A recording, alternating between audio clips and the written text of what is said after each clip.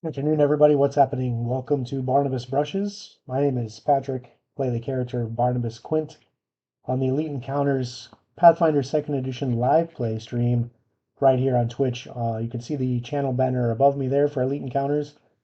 Recommended channel in the links below.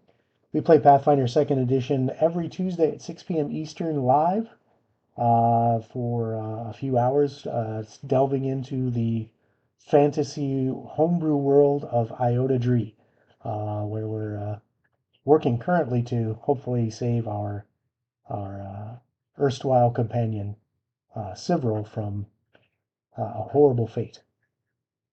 What we're doing here on this channel, here at Barnabas Brushes, is painting miniatures either for my own personal collection, for commission, for contests. We do have a giveaway to talk about, or for use on the live stream, live play of Pathfinder 2nd Edition over on Elite Encounters. We do it old school over there. We meet in the studio face to face. We gather around the table, play with real dice, real miniatures, real maps, real character sheets. Nothing, no virtual tabletops over there. We play it old school, which is one of the reasons why I love it. So what I do here, my job here is to paint miniatures to use for that show. But I do want to talk about a couple things first before we get to painting some stuff. Good afternoon, Peliquim. Thanks for coming by. Appreciate you being here. A couple things. We're working on getting to 50 followers. Once we reach that 50 follower goal, we will be giving away a custom painted WizKids Miniatures Beholder Mini. You see the model here unpainted. I'll be custom painting this for one random winner out of those 50 followers. You can choose your color scheme however you want it. And I'll paint it up for you and get it sent out to you if you are the winner. We're a little bit over halfway there. We're working our way towards that 50 follower goal. So if you know somebody out there who likes watching people paint miniatures, have them come check out the channel and give us a follow. A couple things we want to work on today. Before I get to that, I do want to mention the Elite Encounters Patreon. We have updated our Patreon goals and rewards over there. We have 4 tiers currently, mimicking the 4 levels of proficiency in Pathfinder 2nd Edition. We have a entry level, kind of a trained level, if you will. For just $2 a month, you help support the channel financially, and you will gain access to a exclusive Discord channel. And we have tiers going above and beyond that, $5, $10, $15 tiers. Each one of those will get you physical rewards along with access to that Discord, interaction with cast and crew. And we want to give things back into your hands to thank you for helping to support us. Because to continue to bring you this content, we do need financial support. We've got something brewing on the horizon. I can't officially announce anything yet, but big things are happening at Elite Encounters, and we're going to be bringing you new and exciting stuff to watch and enjoy with us. So if you can, uh, give us a shot over there on Patreon. You can follow us here on Twitch. You can subscribe to us on YouTube, subscribe to us on Twitch. Whatever you do, we appreciate all of it. But let's get started on some painting. So I got a couple things I want to work on today. One of the things I'm working on is some additional lizard folk. This one's kind of moving through its slap chop phases. You can see it's been primed in black, and then we've gone through the gray slap chop prime. So we're going to hit that with the white to get the highlights built up on this guy, and we're going to paint him out very similar to one we've already finished in a previous episode, with this same kind of natural color scheme that the audience kind of chose as a little bit more realistic looking color scheme for the lizard folk, as opposed to kind of a more stylized cartoony look that I have on some other models. This one was kind of the audience favorite, so this is the theme we're going to go with on this guy.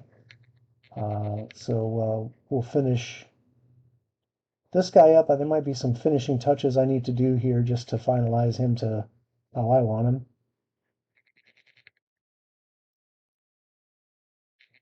Evil, hey, thanks for coming by. You guys got snow. A foot of snow? That's not a dusting. What? That's a lot. We're actually quite warm here. So sorry to hear you're dealing with cold weather still. It feels like spring out here. So we'll paint this guy up like that, the other one. So then we'll have a couple in this kind of color scheme. I already have a couple in kind of this more stylized scheme that I need to finish up. But these guys will probably go out for either sale or auction websites.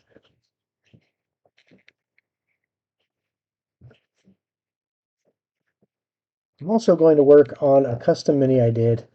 This is a kit bash of, well, it's another Lizard Folk mini from Reaper Miniatures that provided the head here.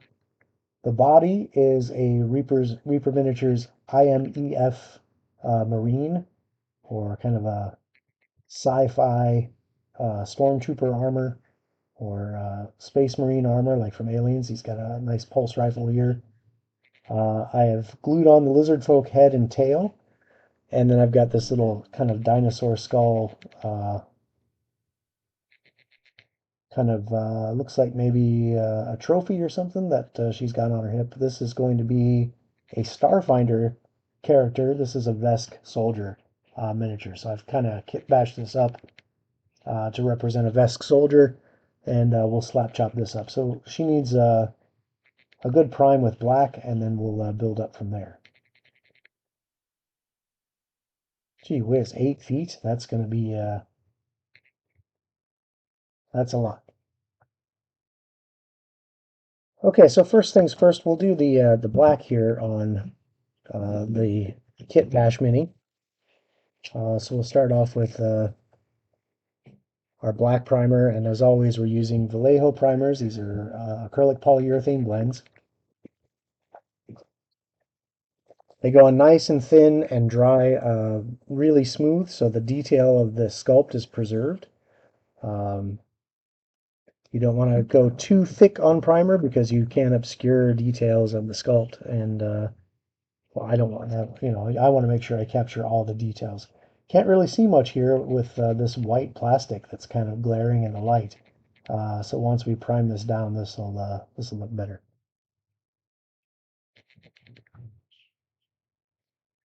So for the black, I just get my gnarly brush and really make sure I hit every crack and crevice on the model. Make sure I get all the black down in the deepest parts. I don't want any bit of white showing.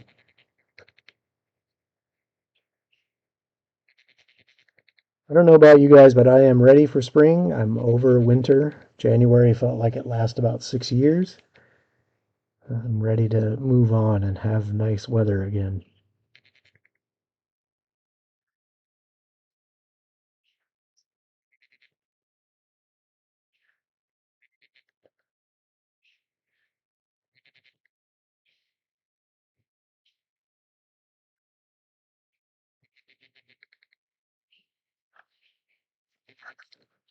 I'll hold him by the tail while I do the.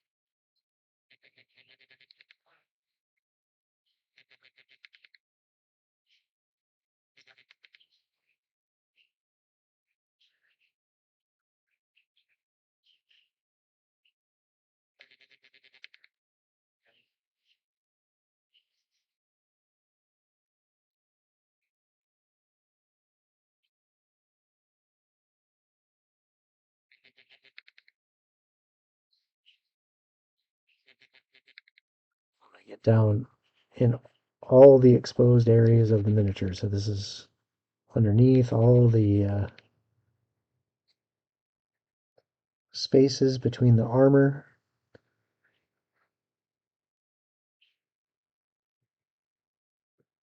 between the chest piece and the pulse rifle. Make sure nothing is exposed. It's all covered in black primer.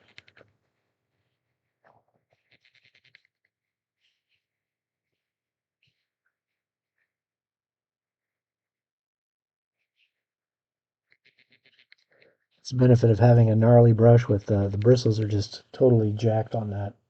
But they get into those crevices and cracks really nicely. That's why I hold on to my beat up trash brushes for that purpose.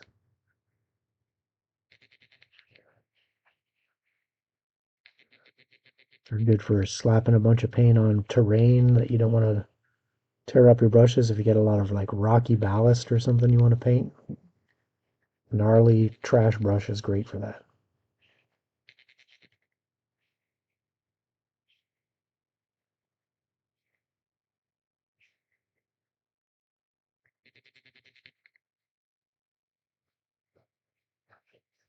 All right, we'll set them aside to dry.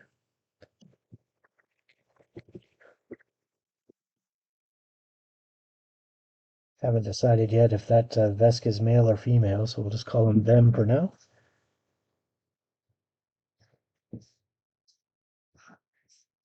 It works either way for the Vesk because, except for coloration, it's hard to tell if they're male or female.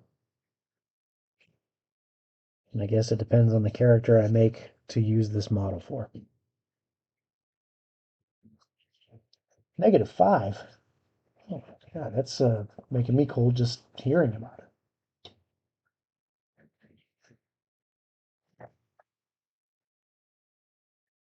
Okay, so we'll go back to our lizard folk. That's been slap chopped up through gray. We'll hit that with some white.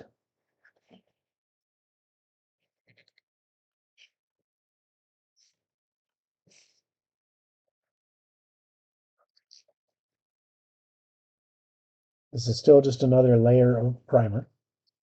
Oh my gosh.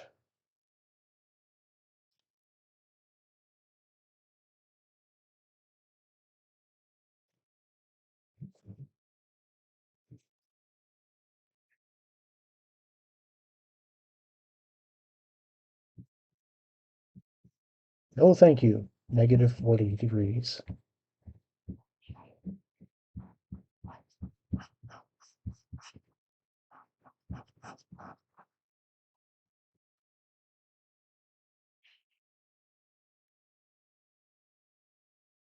Right, so for the white, we're just going to do an easy top-down brush stroke so that we catch the highlights, the brightest areas of the model, where sunlight or natural light would be hitting it, as if the sun was in the zenith of the sky, right? So this is a zenithal highlight, a zenithal prime, via brush. Some people do this with airbrush.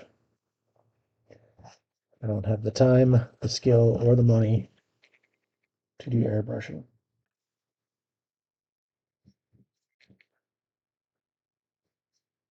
Nor the space. You do have to have adequate ventilation and some kind of paint booth, I suppose. I guess I can just step out in the garage, but go willy-nilly with that and get the overspray everywhere. I don't think that will go over well with the family.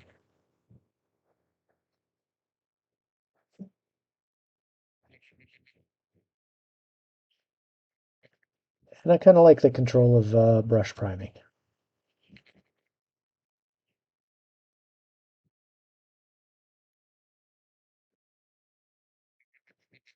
Some areas are going to stay pretty shadowy, still mostly gray.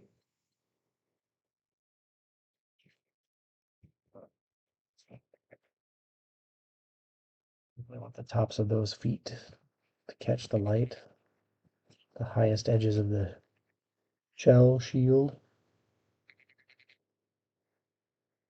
Yeah, I bet.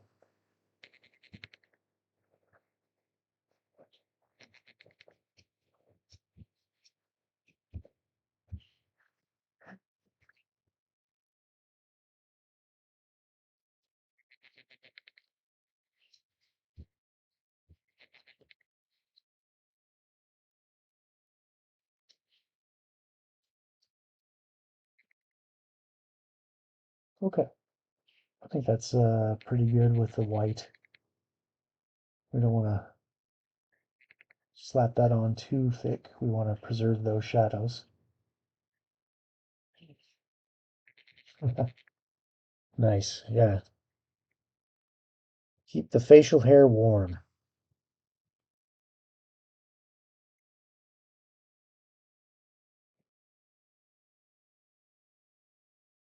Okay, we'll let that white prime cure up just a little bit, and we'll go on to check our Vesk Soldier to see how that slap chop's coming. Looks like we still have some areas of the black that need to dry for a little while, so that's fine. Set them aside for a bit, and we can get to work on our lizard fur.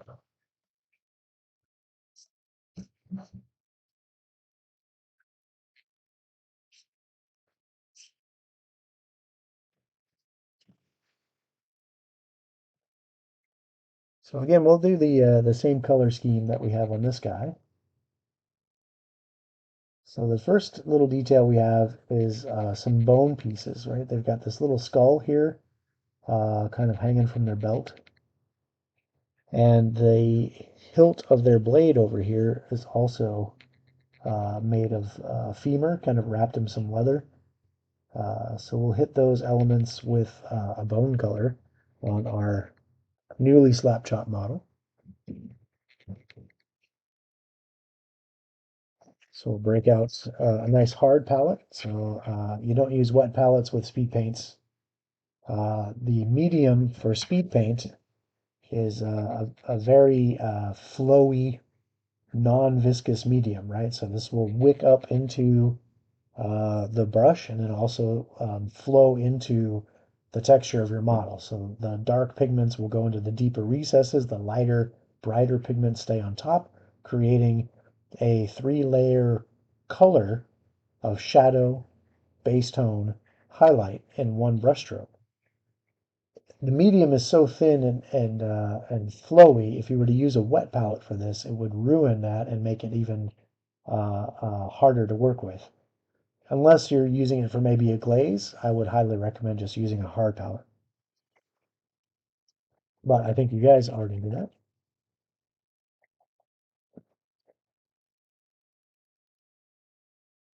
But whoever else is out there watching, maybe you didn't. Maybe it's your first time here. If it is your first time here, welcome aboard. Say hi in the chat if you're new to the channel.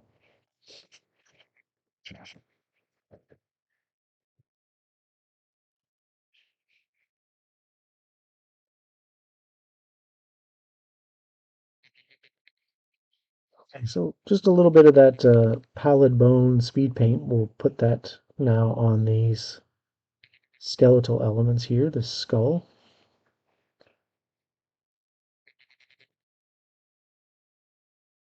And you can see as I apply the paint, the darker pigments are flowing right into those eye sockets and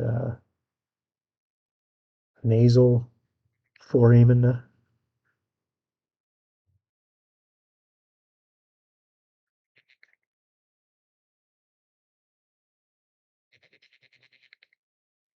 And then we just got this little pommel of their blade here is a femur of some sort. So the head of the femur is still exposed bone, but the shaft has been wrapped in leather to act as a handle. It's kind of a cool visual.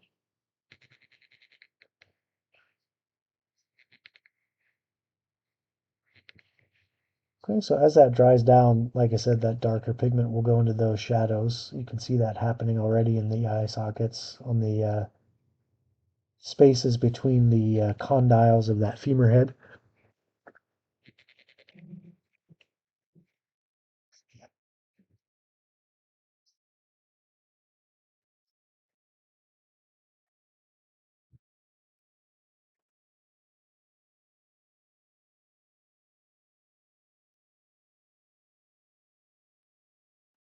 Okay.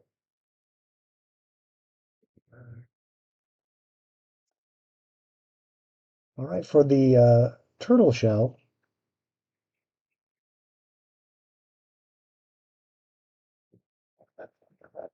I think the color we used on the last one was Sand Golem, which is a kind of uh,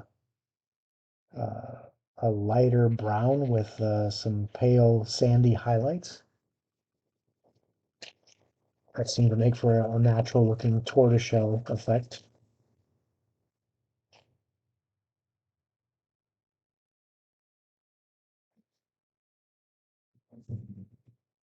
I'm going to lay this down pretty thick on this tortoiseshell shield to really highlight that great texture that's been sculpted into this shield.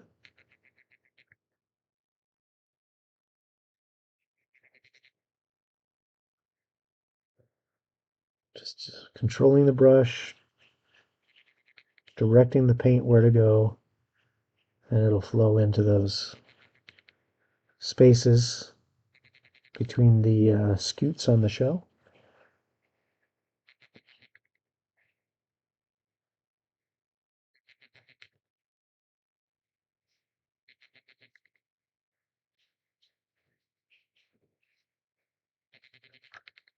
And it's still kind of still shiny as it's wet, but as that medium dries, that shine will go away.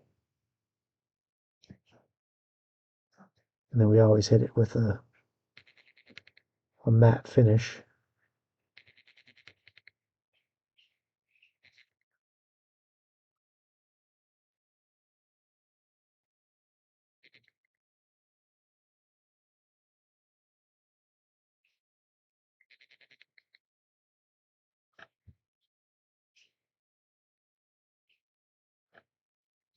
Okay, so just like that, we have that tortoiseshell shield. And once that's dry, we can always go back and add some additional colors or stippling texture to it or whatever we wanted to make that look a little bit more like a turtle or tortoise from, I suppose it would have to be a turtle if they're lizard folk are typically from swampy areas, marshlands, right?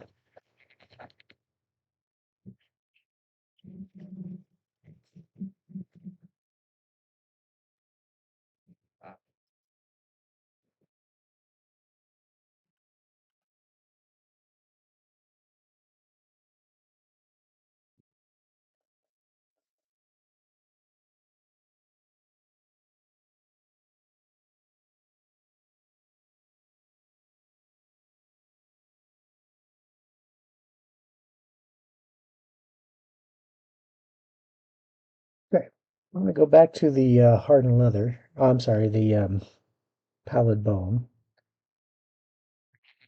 and we're actually going to use that for the belly and pectorals of this guy. You might be thinking, well, that's right next to those other bone elements. That's going to blend those colors right in. That's going to get kind of boring. But what we're going to do is once this dries, we're going to apply a shade to it that adds a little bit of green to this area here.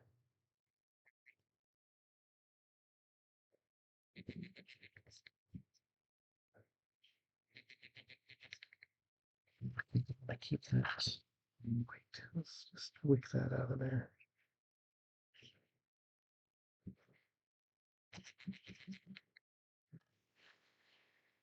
Okay. So now his pectorals and belly have also been painted with that pallid bone, but we're going to hit that with a green tone to tone it back down. We're going to work our way out now with our greens.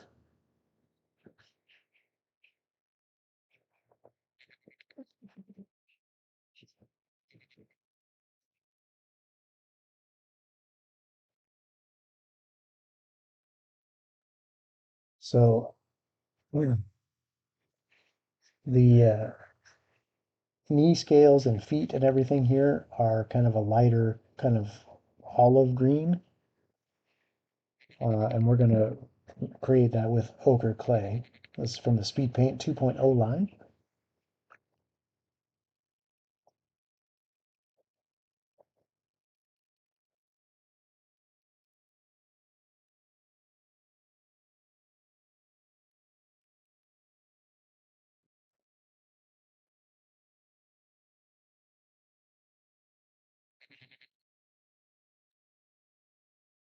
And we're going to use this color on like the lower parts of the face. Let's get that, there we go.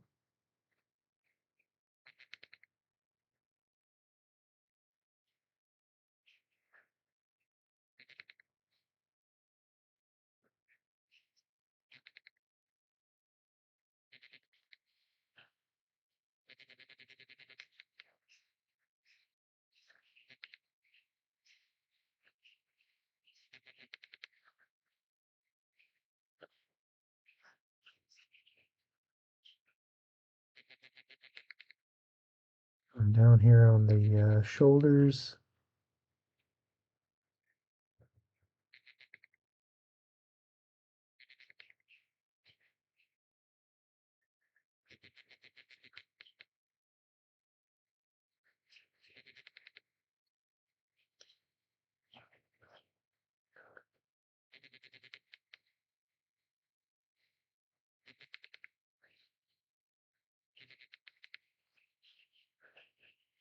And then these scales that are running on their knees down to the tops of their feet.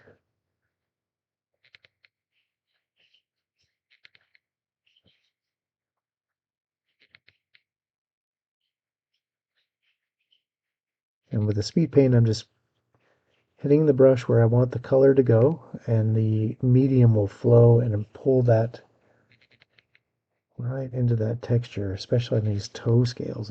You just touch it and they just flow right in. I got a lot there, so I'm just gonna push that around. I don't want it to pool too much.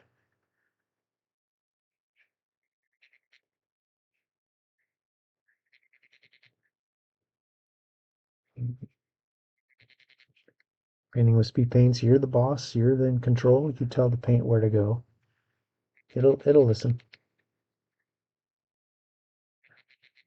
At this area here. They're obliques with this ochre clay here. Okay.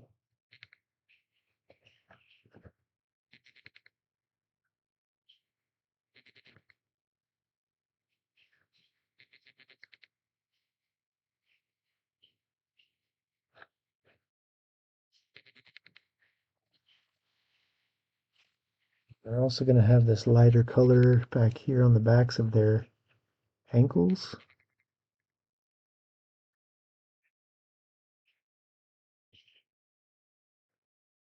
And the bottom of their tail.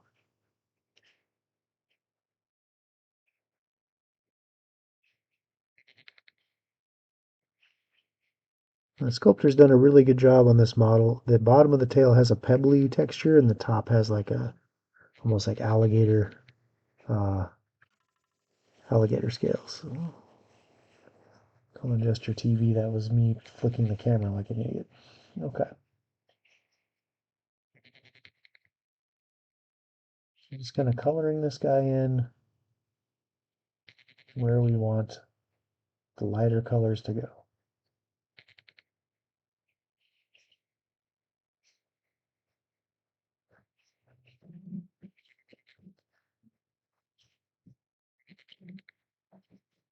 With our pallid bone, we'll go back here on this kind of bracer here, this bracelet it's got on. That's made up of several bones.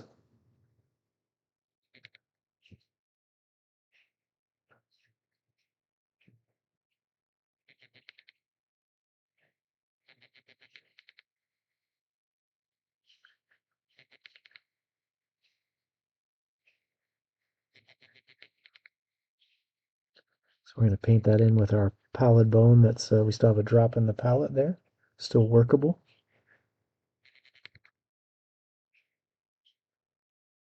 And again, that texture just uses the paint to create the shadow and highlight.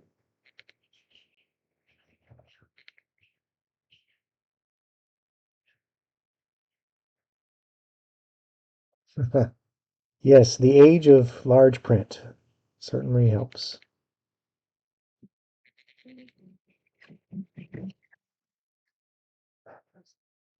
Get to the point in your life where you start wearing bifocals. I started with reader glasses and still wearing contacts, and then I was like, you know what? I'm tired of having to take them on and to put them on, take them off, put them on, take them off every time I try to read something, which is a lot of the time I'm trying to read something. Just better to just wear glasses all the time. Just the joys of becoming wiser.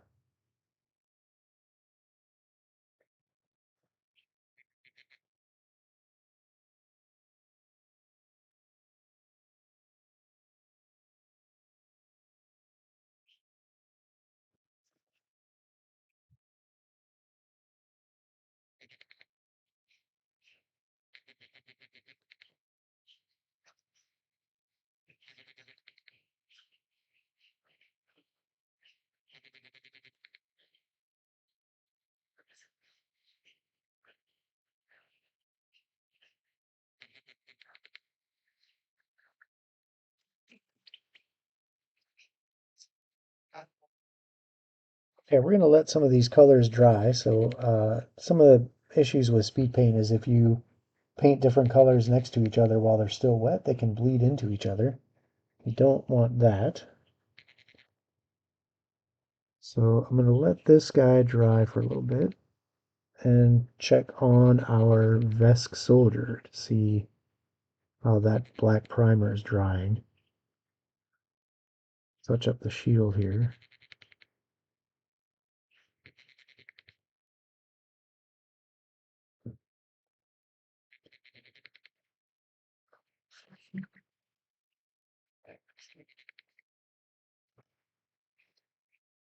Okay, it looks like all the black primer is fairly dry. You can see now that the white kind of glow is gone.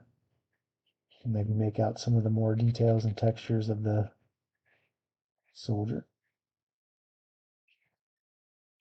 Yes, transition lenses or progressive lenses,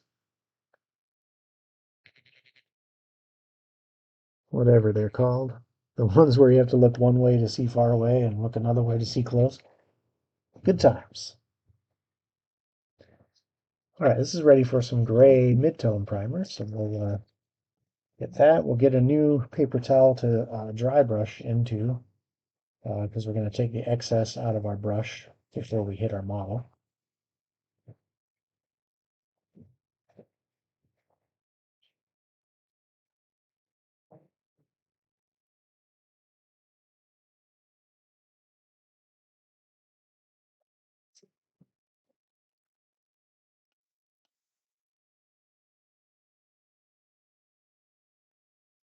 I got out a little too much primer.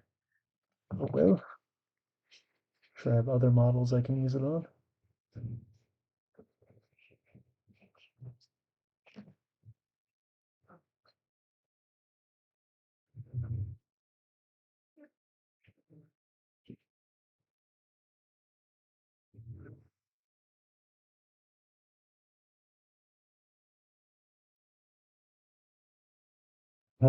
Yeah.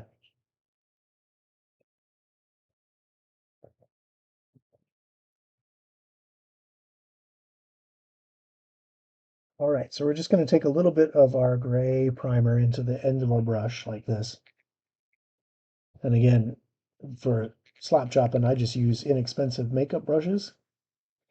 There are round-tipped dry brush brushes produced by a number of different miniature painting companies, but they're basically just makeup brushes. So I have those readily available to me at any store I go in for just a couple bucks. So I keep a few of those handy in my drawer here underneath my desk. Okay, let's hit this guy with some gray. So again, we're still using the top-down motion just to really recreate that light sourcing. But the gray is going to cover the majority of the model. We want to really get a good coverage of the gray, maintaining those black shadows. But you can see like the little panels in the armor are retaining those little um, spaces between each panel with the slap chopping.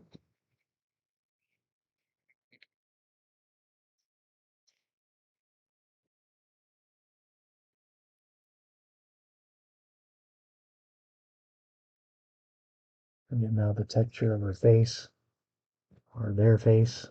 Still don't know. My original idea for this character was a female Vesk soldier. Um, Left the Veskarium and traveled to Absalom Station as a mercenary for hire.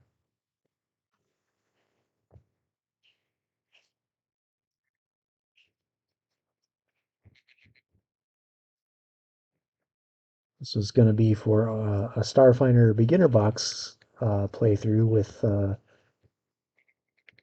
with the kids one summer break, but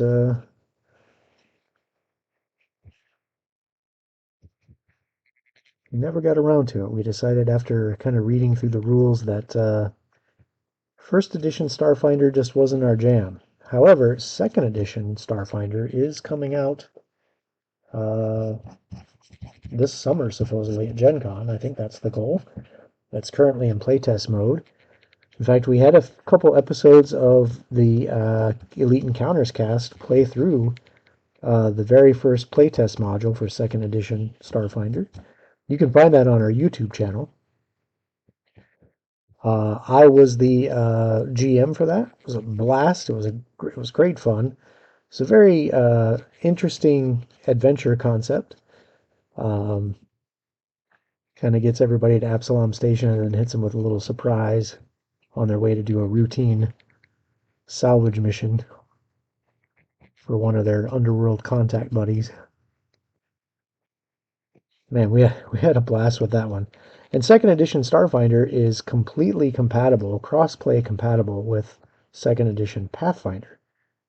So you could, in theory, build a Pathfinder character, and if for some reason some strange temporal anomaly happened, or your particular homebrew world is a cross of advanced technology, science fiction, science fantasy characters, and weaponry and setting wise, flavor wise.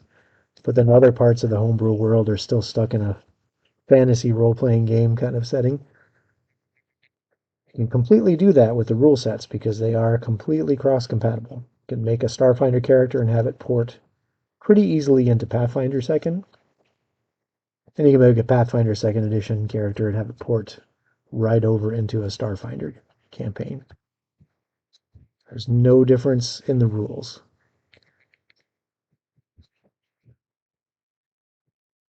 Whereas with first edition Pathfinder and the first iteration of Starfinder, there were some definite differences. I think Paizo was starting to experiment and play around with some concepts and ideas they wanted to use in Pathfinder second edition, but they weren't as fully fleshed out and as well balanced, I think, as 2E has turned out to be.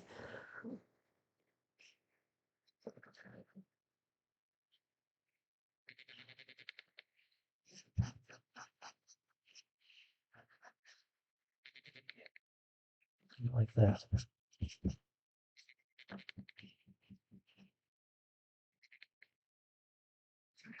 I think that's good for our gray layer of prime. So now you can definitely see the details on this model that's been mushed together, kit bashed together from multiple extra miniatures I had laying around.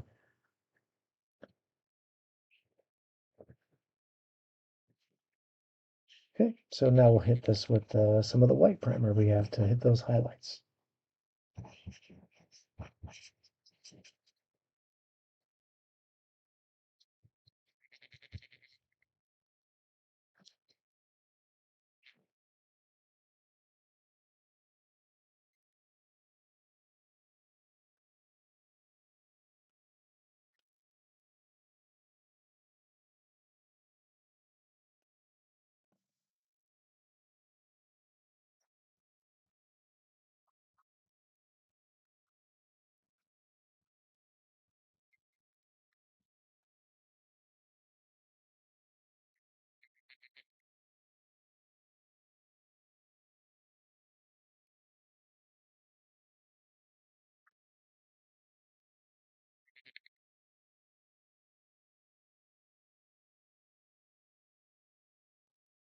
There's something in my eye there.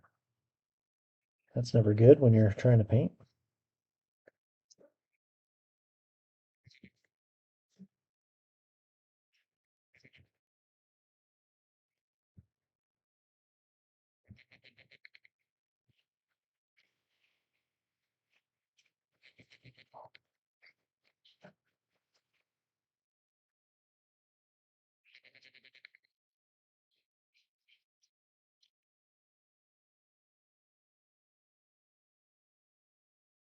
Make sure we get the top of these boots here.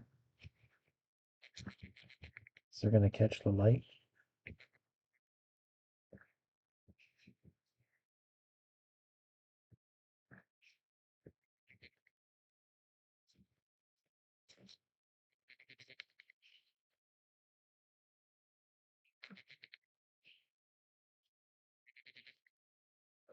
Okay.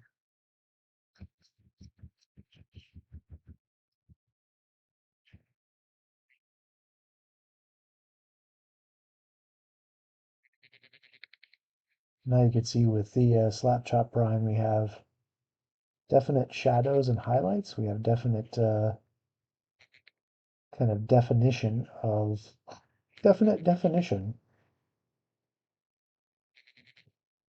Jinx, hey, thanks for popping in, bud. Nice to see you.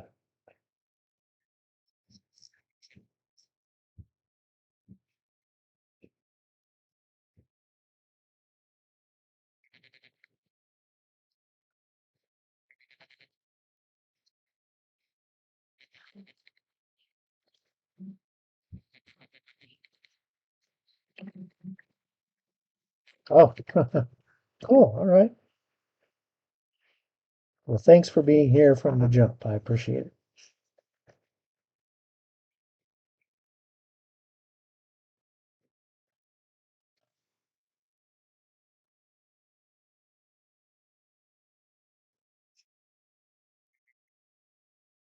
Yeah, definitely don't be texting and driving if you're listening to the show while you're going place to place.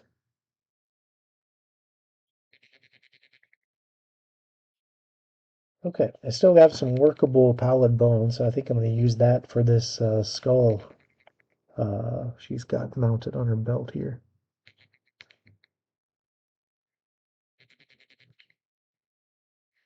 This skull is from the Games Workshop skull box set. Just a big old box that just says skulls. And I think it's got like, I don't know, a couple hundred skulls in it. Various sprues. Human skulls, orc skulls, demon skulls. This kind of like dinosaur looking Euoplocephalus or Ankylosaurus looking skull. I thought that'd be a cool little trophy to put on this Vesk soldier. Maybe she's a bounty hunter. This is her last.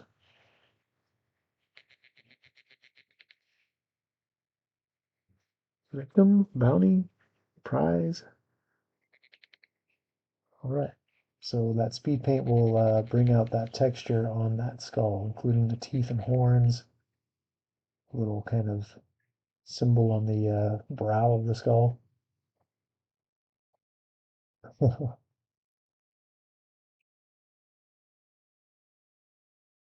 Oh, that's awesome, Jinx. Yeah. I I don't know if they were Space Marines or not. They're just human skulls, which I guess Space Marines, I don't know. I don't know the lore. They used to be human and they were genetically modified. I don't know. Let me know because I honestly don't know. My son is probably like shaking his head at me right now, like the fact that I don't know. Extra large, yes. No, there are no extra large humanoid skulls in the set. They're all kind of normal people size.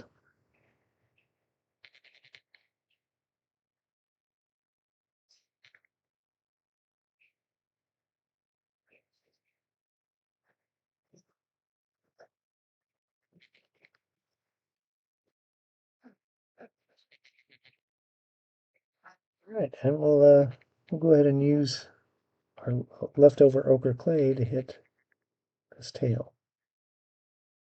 Bottom piece of the tail here.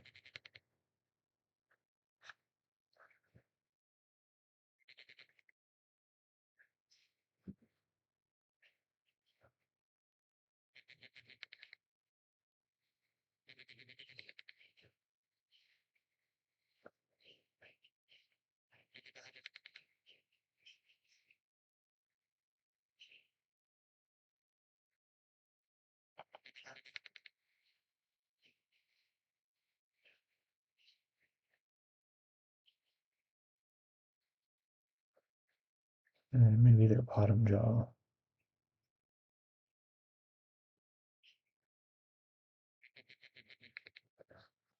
Cool.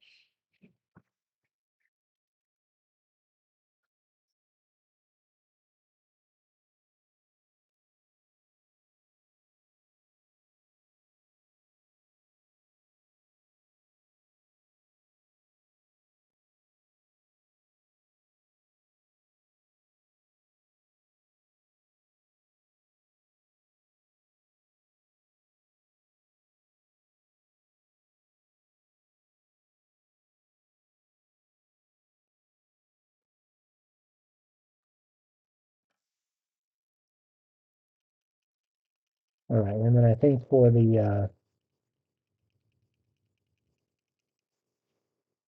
darker portions of the scales, we're going to go with a darker olive to transition off of that lighter olive of the ochre clay. This is desolate brown.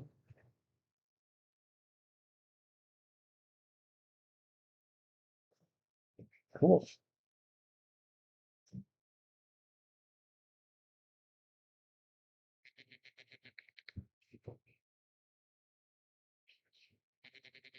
That's awesome. You'll have to show me your finished product. It's always fun to check out other uh, painter hobbyists and what they do, get some ideas, inspiration from each other.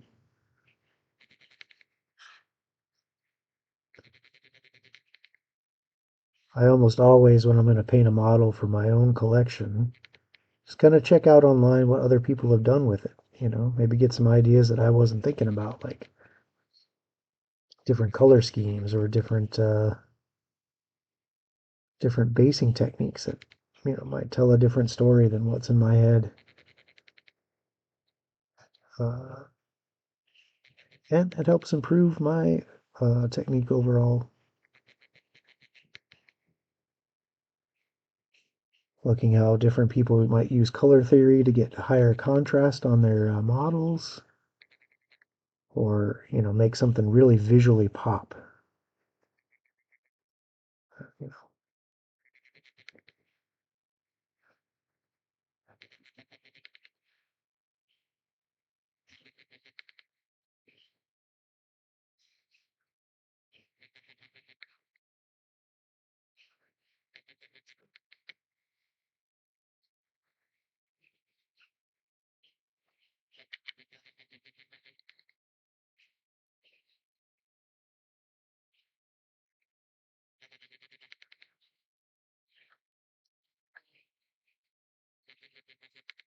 as one mad vest.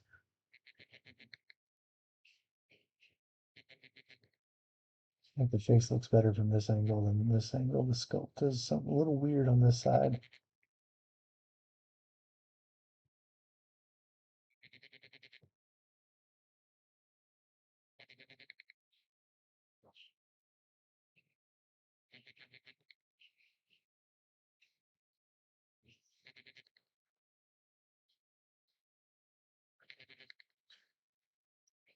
Use that same color on our other lizard folk here to do the top scales. I'm just going to go in and fill in now.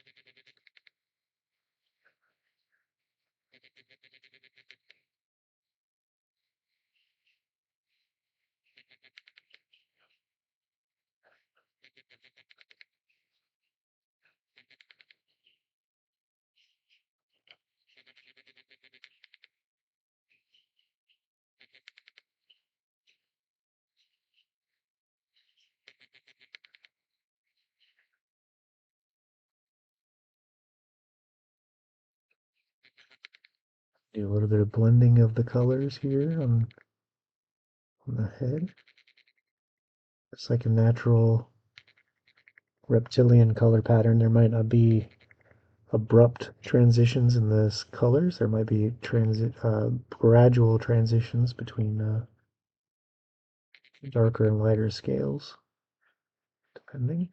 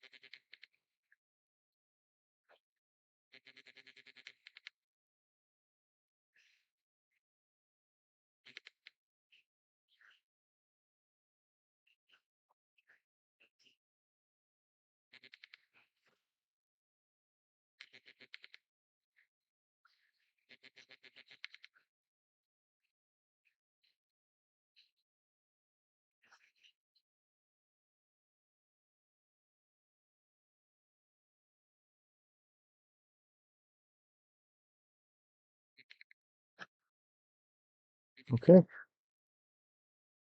so we got this eye here.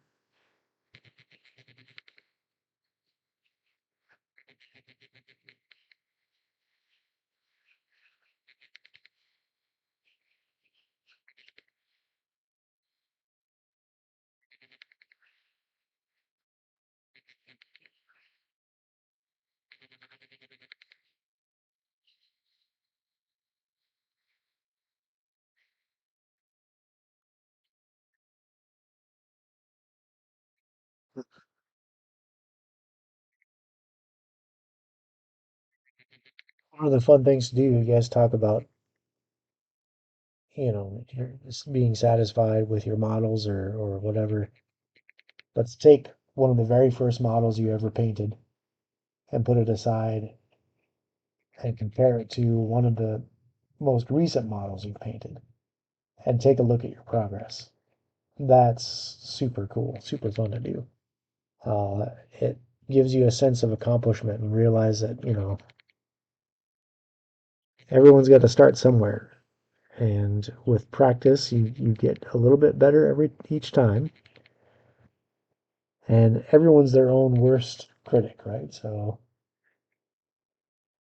recognize your progress, recognize your accomplishment, even if it is just sitting down after 7 years and finally painting another model.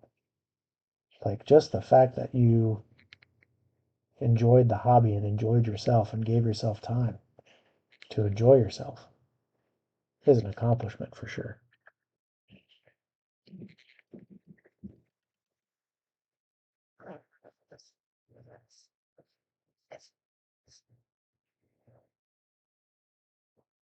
All right. Well, speaking of having fun, time really flies when you're enjoying yourself. Like, we've made a significant progress on our two reptilian models, our Vesk Soldier and our Lizard Folk Warrior. But we're getting pretty close to the top of the hour. So I want to thank everybody for coming by and hanging out and chatting with me and chatting with each other. It's great to see everybody uh, hanging out and encouraging each other and uh, enjoying the hobby with me. So thanks for coming in. Don't forget tomorrow night at 6 p.m. Eastern on the Elite Encounters channel. The link is down below in my recommended channels. Be sure to check us out. We'll be playing Pathfinder 2nd Edition live. We're getting closer and closer to finding out what happened to Cyril. Barnabas is having some very difficult times in the plane of fire that we find ourselves in. And we'll see what happens. We'll see, now that we've tracked down the potential thief of the Pyrrhic Eye from the Ashen Oracle, we might be in for a little bit of a throwdown, if you know what I mean. Yes, we are. But thanks for coming by, everybody. Be sure to check us out. Wednesday, I'll be back at 5 p.m. Eastern to paint miniatures for the Elite Encounter show. We'll be working through those bandits. I think somebody mentioned that they wanted to start working on those mountain goat models, so we'll start playing with those on Wednesday. Thursday, we'll be back. Yes, Jinx, we'll definitely see you tomorrow. I'm looking forward to it. Thursday, Overwatch will be on streaming as well. We've got content coming at you, 4 days a week in some form or another, and it's about to get even more. So stay tuned to some exciting announcements on the Elite Encounters channel. I don't know when we're officially going to let you know, but man, we've got some great things in the works. I'm very pumped about it, and I can't wait until I can let you guys know what's going on. But until then, have a great night, everybody. I appreciate you guys coming by. Love you guys. Good evening.